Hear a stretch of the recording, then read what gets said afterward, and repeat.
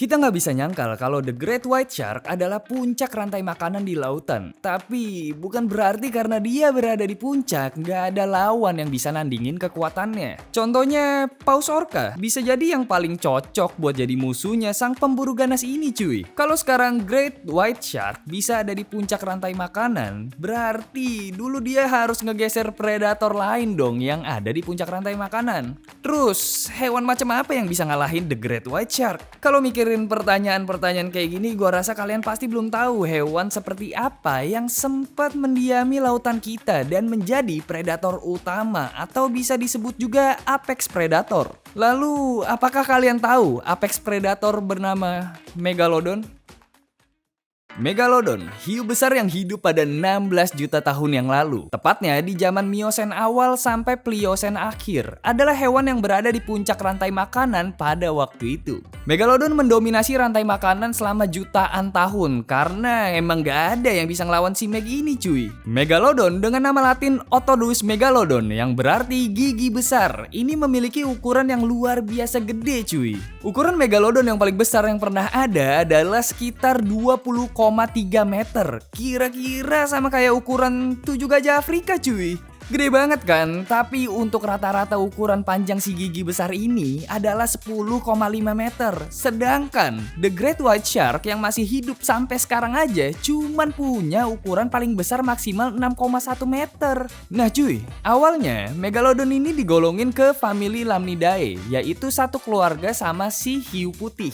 Tapi seiring berjalannya waktu, pada akhirnya para ilmuwan sepakat nih kalau si Meg ini masuk ke famili Otodontidae, yang dimana famili ini udah punah sebenarnya. Nah, apa sih itu famili Otodontidae? Jadi, famili Otodontidae ini isinya hiu-hiu yang bergigi besar cuy. Kalian bayangin coba deh, buat megang satu giginya aja butuh 2 tangan orang dewasa. Kekuatan gigitannya berkisar 40.000 PSI atau pressure indicator karena giginya itu benar-benar tebal dan kuat. Rahangnya yang besar ini emang didesain untuk ngeremukin tulang. Singa aja cuman punya 650 PSI. Jadi kalau kalian digigit Megalodon nih ya, berasa kayak remah-remah aja gitu kalian. Sekali gigit hancur. Nah, ngomong-ngomong kekuatan gigitannya si Meg ya, kalian tahu gak apa yang biasa dia makan? Jadi makanan si Meg ini adalah paus sperma atau Leviathan cuy. Ibaratnya menu utamanya dialah itu. Karena paus sperma kaya akan lemak. Saking sadisnya apex predator ini cuy, si Meg tuh suka makan bagian mukanya si paus sperma karena di situ gudangnya lemak. Tapi butuh perjuangan yang gede juga cuy buat makan si paus sperma ini. Jangan dibayangin kayak paus sperma sekarang. Dulu, paus sperma atau bisa disebut juga Leviathan adalah salah satu predator kuat juga. By the way nih, Leviathan hasil dari evolusi Artiodactyla kuno adalah nenek moyang paus yang sekarang. Buat kalian yang mau tahu kayak apa evolusi dari paus, kalian bisa tonton aja langsung ke video gue sebelumnya yang ngebahas tentang paus. Sampai mana tadi ya?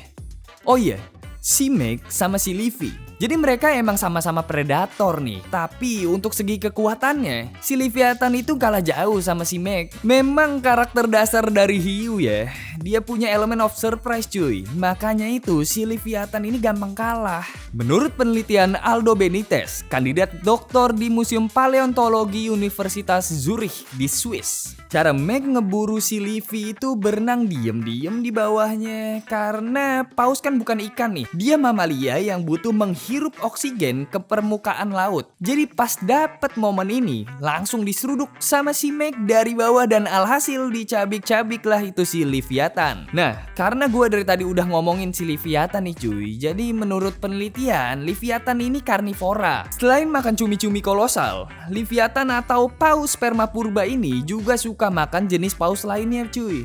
Jadi bisa kalian bayangin dong, kenapa Megalodon dinobatkan sebagai apex predator? Karena dia adalah predatornya para predator cuy. Nah ini nih, kalian bisa lihat sendiri deh perbandingan besarnya Megalodon kayak apa sama predator yang lain. Kenapa Megalodon ukurannya bisa besar banget alias gak normal kayak ukuran hiu-hiu modern. Jadi gini, gue simplify aja ya.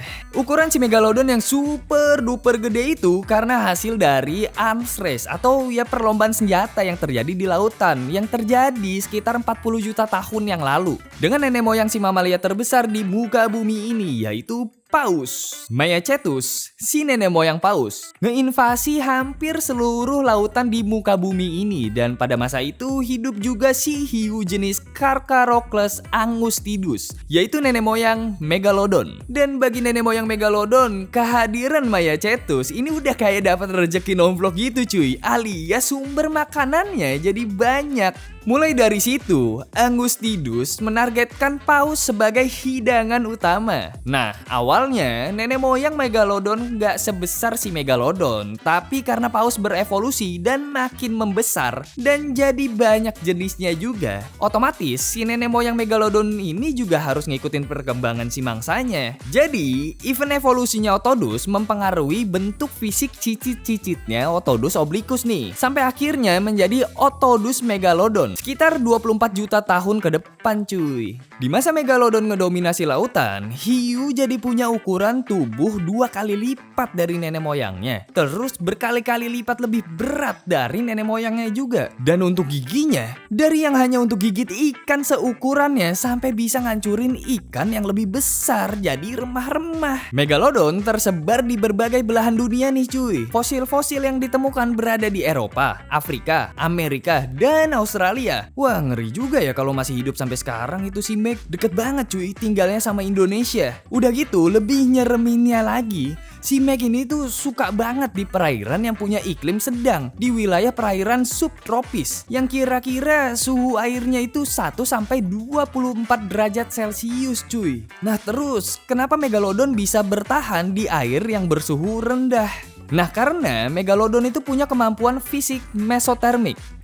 Mesotermik? Apaan tuh bang? Jadi mesotermik adalah kemampuan fisiologis hiu-hiu besar dalam menjaga panas metabolis sehingga suhu tubuh lebih panas dibandingkan perairan sekitar cuy. Lalu lebih menariknya lagi bagaimana cara dia berburu. Rata-rata hiu terkenal dengan sifatnya yang oportunistik. Itu artinya hiu mendapatkan sumber nutrisi dari berbagai macam sumber makanannya. Si Megalodon seperti yang gue bilang di awal suka makan ikan paus sperma. Tapi nggak hanya itu aja cuy. Si Meg sebenarnya pemburu segala macam jenis cetacea seperti lumba-lumba dan paus lainnya. Selain itu si Meg juga memakan penyu laut, dugong, dan bahkan anjing laut. Sebenarnya bisa dibilang apapun yang di depan dia selama itu punya lemak daging pasti dia sikat cuy. Nah lebih ekstrimnya lagi, dia juga makan kaumnya sendiri cuy, dari berbagai macam jenis. Jadi tambah ngerti kan kalian kenapa dia dibilang King of the Ocean. Jadi menurut penelitian ada spesimen paus balin prasejarah yang berasal dari zaman Miosen berukuran 9 meter yang dijadikan bahan penelitian bagaimana Megalodon menyerang mangsanya. Jadi setelah diteliti ternyata Megalodon menggunakan strategi yang cukup rumit untuk menangkap mangsa besar seperti paus balin. Nah ternyata ada letak perbedaan yang mendasar juga nih antara cara penyerangan Megalodon dengan hiu putih besar. Kalau hiu putih besar menyerang bagian yang lunak dari mangsa besarnya, sedangkan hiu Megalodon langsung menyerang bagian paru-paru atau jantung karena gigi supernya ini bisa langsung ngoyak si paus sampai tulang-tulangnya pun hancur. Duh, merinding gak sih? Nah, hal ini ditemukan dari tulang paus balin tadi yang rusak akibat gigitan dari si Megalodon. Nah, kalau itu cara dia ngancurin pertahanan hewan besar. Kalau ke hewan laut yang kecil beda lagi cuy strateginya. Jadi si pemburu ganas ini fleksibel gitu, tergantung siapa yang diburu bakalan beda juga strateginya. Nah kalau mangsanya nih hewan kecil, si Meg ini meluncur kayak torpedo dulu dari bawah si mangsa, terus langsung lah dihantam dengan gaya yang sangat super duper kuat. Habis itu ya baru dibunuh dan dimakan cuy. Untung si Megalodon gak hidup di zaman kita ya, bisa-bisa kita gak bisa honeymoon naik kapal pesiar gak sih? Tapi sayangnya setelah kurang lebih 13 juta tahun mendominasi lautan, Megalodon ngeghosting kehidupan laut. Yap, dia hilang begitu aja sekitar 2,6 juta tahun yang lalu. Para ahli paleontologi hanya bisa menemukan fosil-fosil Megalodon yang paling lama hidupnya di zaman 2,6 juta tahun yang lalu. Karena hal ini, akhirnya para paleontolog menyimpulkan bahwa apex predator lautan ini sudah punah sekitar 2,6 juta tahun yang lalu. Tapi masih belum bisa dipastikan apa penyebab kepunahannya. Banyak teori yang menyatakan bahwa Megalodon punah karena perubahan cuaca yang ekstrim, atau pemusnahan massal akibat supernova, atau perubahan ekosistem laut, dan sampai yang paling mengejutkannya adalah karena kemunculan The Great White Shark. Kita bahas satu-satu dulu nih teorinya, karena cukup menarik. Bagaimana kita bisa mengetahui hewan super yang ngedominasi bumi selama berjuta-juta tahun ini bisa punah juga pada akhirnya. Yang pertama, ada supernova. Apa itu supernova? Nah, jadi supernova adalah fenomena yang disebabkan oleh ledakan suatu bintang yang hampir mati. Namun, saat fenomena supernova ini terjadi, akan terpancar cahaya yang terang dan sangat kuat di galaksi. Momen setelah kematian bintang itu sendiri merupakan salah satu hal yang sangat menarik bagi para astronom di dunia. Bahkan, untuk mempelajarinya, astronom di Badan Penerbangan dan Antariksa Amerika Serikat, yaitu NASA, menggunakan misi NuSTAR atau Nuclear Spectroscopic Telescope Array untuk mengungkap rahasia alam semesta itu sendiri. Dikutip dari Sputnik, teori yang baru dipublikasikan dari astrobiologi menunjukkan bahwa supernova yang terjadi 2,6 juta tahun yang lalu kemungkinan menyebabkan kepunahan spesies laut megafauna di bumi, termasuk Megalodon.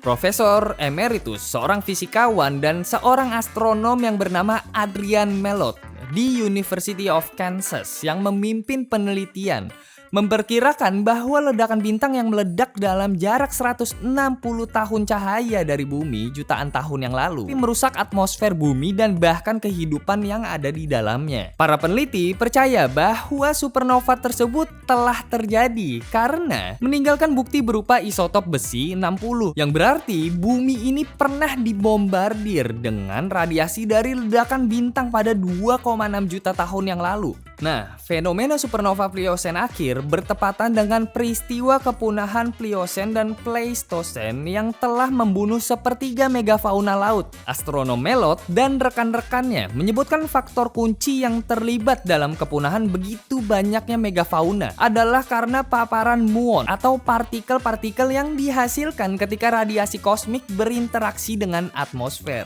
Muons hadir di dalam kehidupan sehari-hari, tapi mereka hampir tidak berbahaya seperti kebanyakan kehidupan di permukaan bumi yang dapat mentolerir dengan potensi yang rendah. Namun, radiasi kosmik dari ledakan supernova merupakan kekuatan yang sangat kuat hingga memicu ionisasi luar di atmosfer yang bisa menyebabkan mutasi dan kanker hingga megafauna di lautan tidak dapat bertahan. Lalu yang kedua, ada perubahan iklim ekstrim dan ekosistem laut. Antara 3 atau di 5 juta tahun yang lalu, iklim di bumi mulai berubah nih cuy. Bumi mulai mendingin dan memasuki zaman yang baru yang bisa disebut sebagai zaman Pliocene. Suhu di dunia pada zaman itu turun drastis, bahkan lautan juga ikutan membeku. Zaman ini disebut dengan zaman es atau Ice Age, di mana kalian bisa ketemu sama Sisit, Diego, dan Manfred. Kenapa disebut begitu? Karena seluruh wilayah bumi itu ditutupi oleh es, dan suhu rata-rata wilayah di bumi waktu itu adalah 6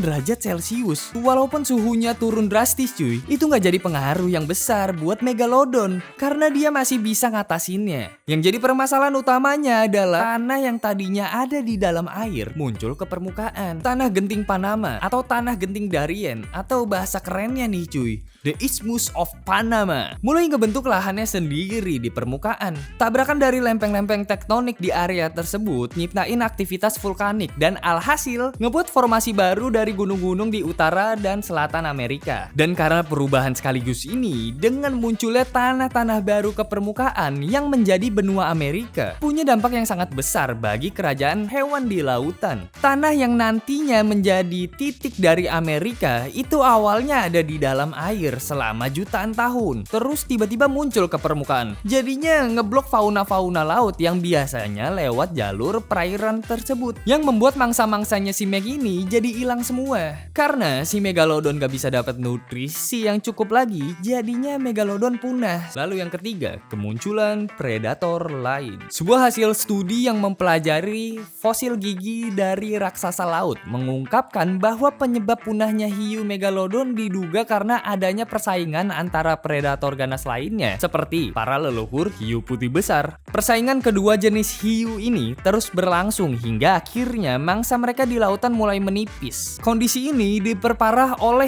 hilangnya habitat mereka akibat perubahan permukaan laut. Hiu putih besar memiliki suhu tubuh berkisar antara 20 hingga 30 derajat Celcius. Sementara suhu tubuh ikan megalodon lebih tinggi di angka 35 hingga 40 derajat Celcius. Jika dilihat perbedaan antara keduanya, hiu megalodon memiliki suhu tubuh yang jauh lebih tinggi. Hewan dengan suhu tubuh yang lebih tinggi seperti hiu megalodon ini memiliki metabolisme yang sangat aktif sehingga akan memerlukan lebih banyak makanan. Perubahan iklim yang berpadu dengan pergeseran tempat tinggal hewan-hewan laut menjadi senjata kepunahan bagi hiu terbesar yang pernah ada di bumi ini, kata Griffiths yang dilansir dari National Geographic. Akibat dari perubahan bentuk lautan dan daratan, para peneliti berpendapat bahwa megalodon kalah bersaing dengan saudara jauhnya yaitu hiu putih besar. Besar ukuran megalodon tidak mampu beradaptasi dengan lingkungan yang baru, sehingga mangsa-mangsanya pun diambil oleh predator lain seperti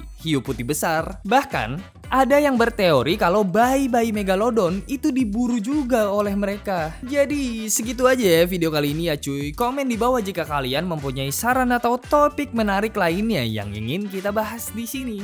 So nama gue Adam, I'm signing out and peace out.